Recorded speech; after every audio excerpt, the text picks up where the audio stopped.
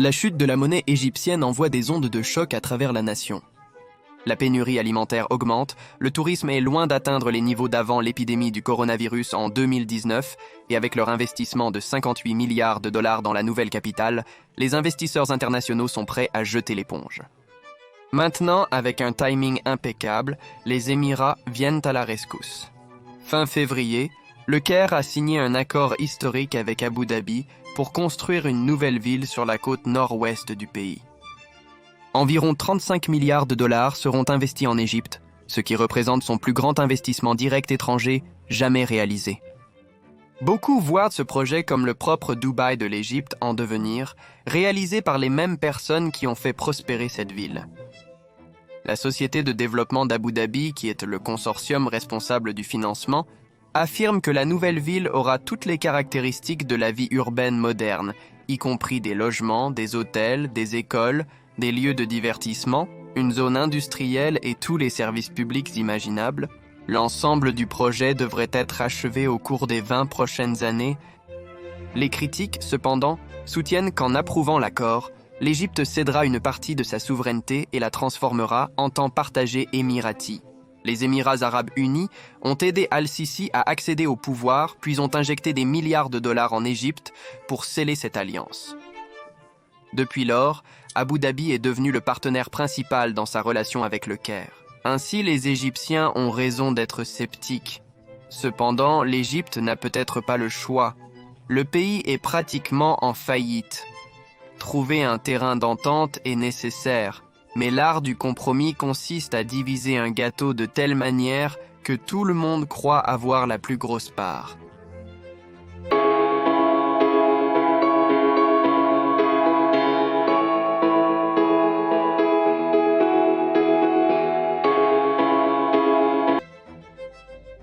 Tout est en train de changer. Politique, économie et surtout technologie. L'un des pionniers du développement de l'intelligence artificielle est InVideo Artificial Intelligence, le sponsor de la vidéo d'aujourd'hui. InVideo vous permet de transformer vos idées en vidéos à part entière, adaptées pour YouTube, TikTok, Instagram, etc.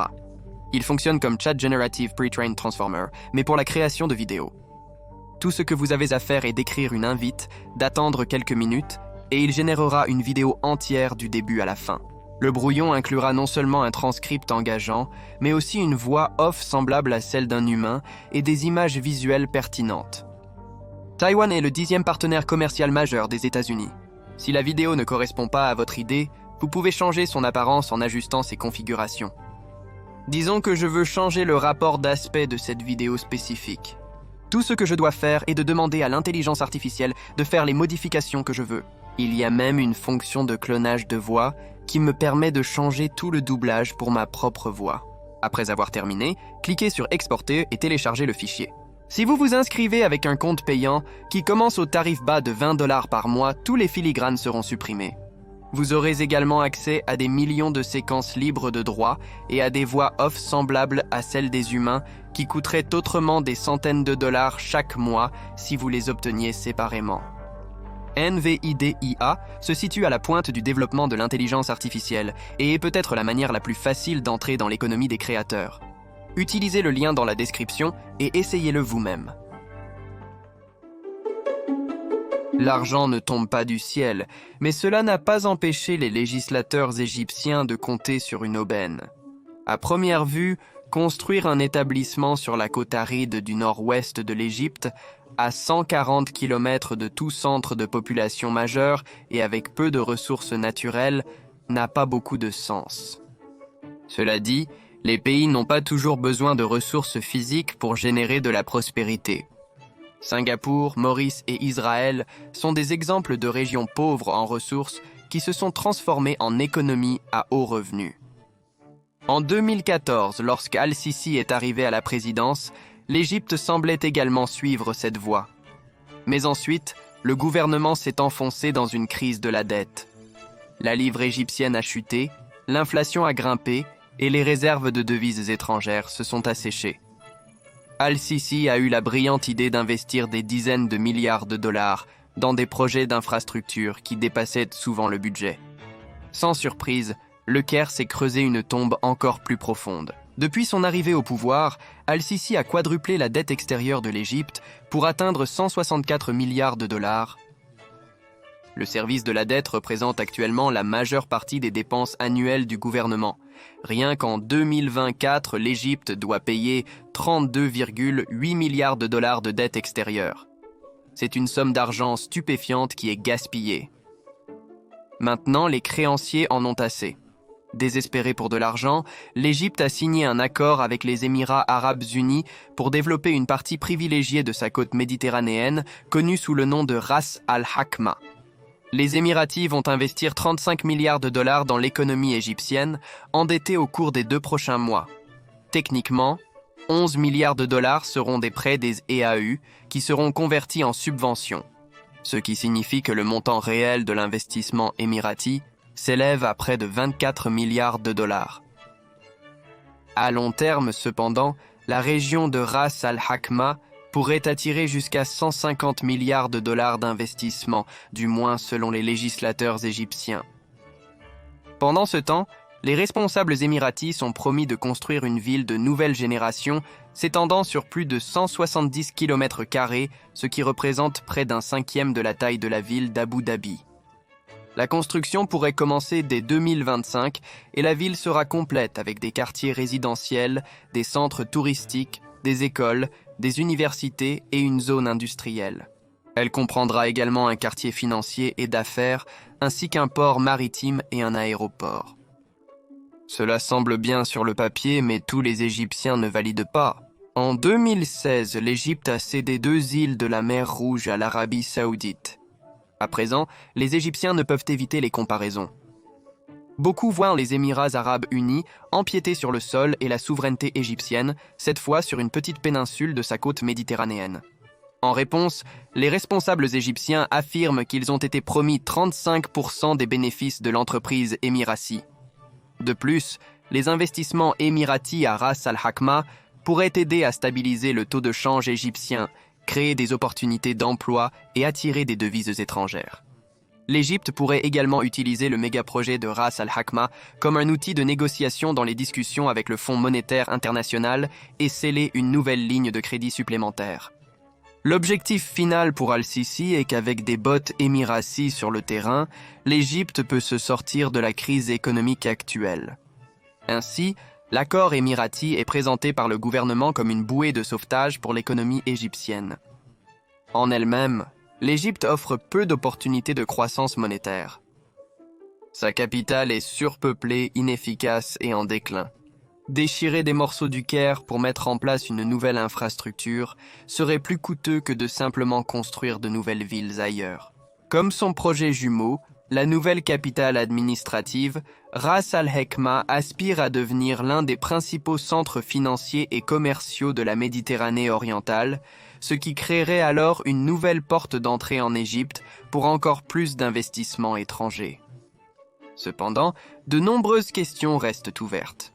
Ce qui n'est pas clair, c'est si le port maritime prévu à Ras al-Hakma sera navigable en tant que port en eau profonde, capable de gérer de grands navires de fret volumineux. Un port commercial serait toujours utile à la marine émiratie et compléterait ses installations en Érythrée. Mais il ne serait pas assez profond pour les navires commerciaux ou même navals de classe supérieure. Cependant, transformer le littoral existant en un port en eau profonde serait un processus coûteux et compliqué. Ras al-Hakma dispose d'une infrastructure nominale la reliant au reste de l'Égypte, étant si éloignée des centres de population voisins. En revanche, la ville est proche des réserves de pétrole offshore récemment découvertes en Égypte, ce qui pourrait aider à soutenir le développement métropolitain. Si l'objectif émirati est de transformer la région en un pôle financier, à l'instar de Dubaï, le développement d'un port en eau profonde est indispensable. D'un point de vue économique, Abu Dhabi cherche des moyens supplémentaires pour réduire sa dépendance aux revenus des hydrocarbures. Ras al-Hakma, comme tant d'autres projets géoéconomiques émiratis, est un moyen de générer des revenus relativement protégés du marché mondial des hydrocarbures. Mais même selon les normes émiraties, 35 milliards de dollars est une affaire stupéfiante. Abu Dhabi offre essentiellement à Le Caire un sauvetage sous tous les aspects, sauf le nom. Même ainsi, l'accord émirati pourrait comporter des conditions. Possiblement, comme certains Égyptiens l'ont souligné, Ras al-Hakma pourrait atteindre un certain niveau d'autonomie politique par rapport au reste de l'Égypte. En termes simples, l'économie de l'Égypte est notoirement difficile à réformer. L'armée contrôle trop et permet trop peu. Ainsi, développer une nouvelle ville en Égypte nécessiterait plus que de simples bâtiments de luxe. Il faudrait de nouvelles lois, de nouvelles idées, de nouvelles populations et de nouveaux dirigeants. Avant longtemps, Ras al-Hakma serait déclarée zone économique spéciale et complètement séparée du reste de l'Égypte. Pour les Émiratis, tout est question de grande stratégie et de business. En 2018, les Émirats arabes unis ont débarqué des troupes sur l'île de Socotra au Yémen, puis l'ont annexée de facto. Le Yémen était furieux mais ne pouvait rien y faire. L'installation d'une base militaire à l'embouchure de la mer Rouge et de l'océan Indien permet à Abu Dhabi de garder un œil sur un point de passage vital pour le commerce maritime. Le développement de Ras al-Hakma accomplirait la même tâche, mais cette fois pour le canal de Suez. Une fois achevé, les Émirats arabes unis auraient une influence sur les deux extrémités de la mer Rouge, leur conférant un poids politique considérable dans le grand schéma des choses. Tout de même, dans l'est de la Méditerranée et à la périphérie arabe, coïncidence, des zones qui étaient autrefois sous le règne ottoman, 4 grands blocs politiques et militaires ont émergé récemment. Le premier est dirigé par l'Alliance Égypte-Émirats arabes unis et comprend Bahreïn, l'armée nationale libyenne sous Haftar, les forces de la coalition du sud du Yémen et les forces de soutien rapide soudanaises. La Turquie, à l'heure actuelle, entretient des liens étroits avec l'Azerbaïdjan, Chypre du Nord, le Qatar, l'opposition syrienne et le gouvernement de la Libye reconnu internationalement. Pendant ce temps, l'Arabie saoudite est une puissance en soi et entretient des liens avec le gouvernement yéménite officiel, les militants ethniques en Iran et en Irak, et comme les Émirats arabes unis, a des liens étroits avec Bahreïn. Le quatrième bloc est l'Iran, et il comprend ses mandataires en Syrie, le Hezbollah, les Houthis au Yémen, le Hamas, les milices irakiennes et, dans une certaine mesure, le gouvernement irakien. En développant Ras al-Hakma sur la côte égyptienne, Abu Dhabi cherche à renforcer son lien avec le Caire, un pays plus de 10 fois plus grand et la puissance militaire incontestée entre les deux. Cependant, dans certains aspects, les Émirats arabes unis sont un partenaire principal. Il a un produit intérieur brut plus élevé, malgré une population environ 10 fois plus petite que celle de l'Égypte. Ce déséquilibre économique donne à Abu Dhabi une influence catégorique sur 110 millions d'Égyptiens. De plus, le projet Ras al-Hakma a une dimension géopolitique. Premièrement, en construisant une nouvelle ville sur la côte méditerranéenne, les Émirats sont en concurrence directe avec la ville de Neom en Arabie Saoudite sur la mer Rouge. Les relations entre Abu Dhabi et Riyad se sont refroidies ces dernières années. Les deux semblent incapables de synchroniser leur politique en ce qui concerne la Syrie et le Yémen, mais aussi en ce qui concerne les approvisionnements en pétrole en tant que membres à part entière de l'Organisation des pays exportateurs de pétrole. En termes de grande stratégie, l'impasse saoudo-émiratie n'est pas si surprenante. Pendant des décennies pendant la guerre froide, le monde arabe a traversé son propre schisme. Le face-à-face a vu l'Égypte et ses alliés socialistes laïcs en Irak, en Syrie, au nord Yémen et brièvement en Libye, opposés aux Saoudiens, Jordaniens, Omanais et aux plus petites monarchies du Golfe. Les Émirats arabes unis ont eu la chance de ne pas exister pendant cette querelle régionale. Les choses se sont assez mal passées, mais cela s'est finalement terminé avec le déclin du pouvoir égyptien.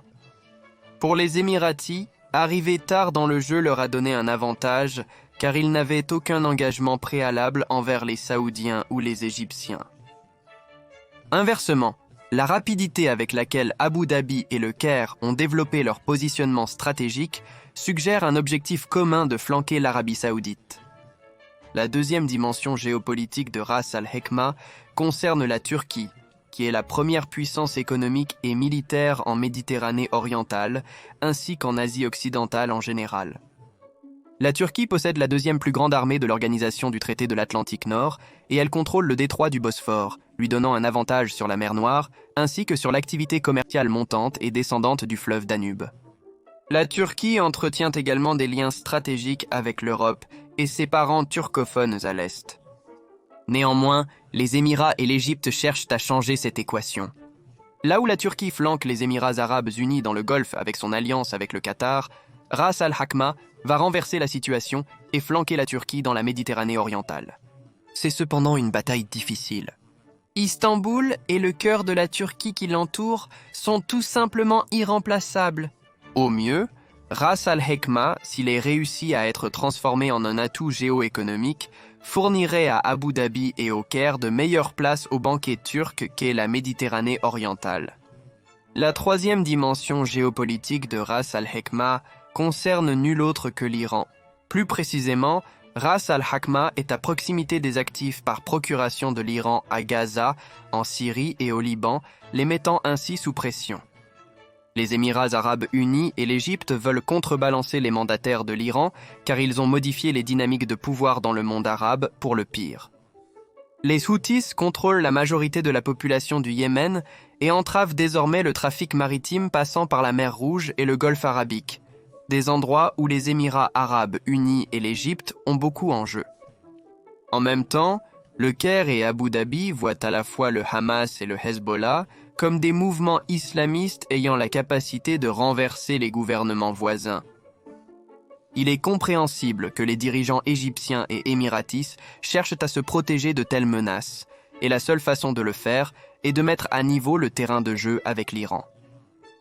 Au fond, le Neom de l'Arabie saoudite, la nouvelle capitale de l'Égypte et le projet Ras al-Hakma sont tous nés de la même idée. Les méga-projets trop coûteux financés par Al-Sisi ont laissé le gouvernement accablé par une dette toujours croissante, à tel point que les prêts du Fonds monétaire international ne suffisent pas. Les Émirats arabes unis cherchent à venir au secours de l'Égypte et, ce faisant, à se hisser en tant que partenaire principal dans l'alliance respective. Ras al-Hakma, la nouvelle mégapole émirati, pourrait très bien bénéficier à la macroéconomie de l'Égypte, alors que les touristes haut de gamme et les services affluent vers la région. Cependant, l'économie de l'Égypte est trop étroitement contrôlée pour que les avantages puissent profiter aux citoyens moyens. Vu sous cet angle, les Émiratis construisent effectivement leur version de Versailles, conçue pour une élite de plus en plus déconnectée. Il est peu probable que les Égyptiens ordinaires apprécient ou bénéficient du projet. Ce n'est pas comme verser du vin pour le désert. J'ai été votre hôte, Shirvan de Caspian Report. Donc si vous n'êtes pas encore abonné, c'est le bon moment pour le faire. N'oubliez pas de cliquer sur l'icône de la cloche. Sinon, vous manquerez toujours notre dernier contenu. Merci d'avoir regardé et Saol.